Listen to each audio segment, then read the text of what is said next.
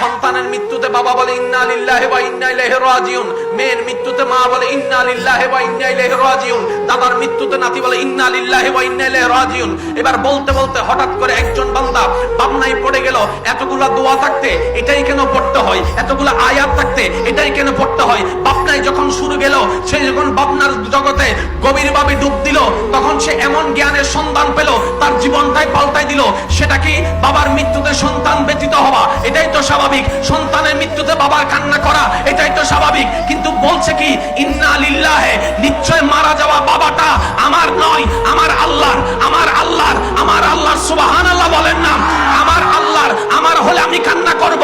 যার টাকা হারাই সে টেনশন করে, অন্যের টাকা হারালে তো আপনি টেনশন করার প্রশ্নই আসে না, কারণ টাকাটা তো আপনার নয়। এবার সন্তানের মৃত্যুতে বাবা বলে ইন্না লিল্লাহি, নিশ্চয় আমার সন্তানটা আমার হওয়ার আগে আমার আল্লাহর হয়েছে, ওয়া ইন্না ইলাইহি রাজিউন,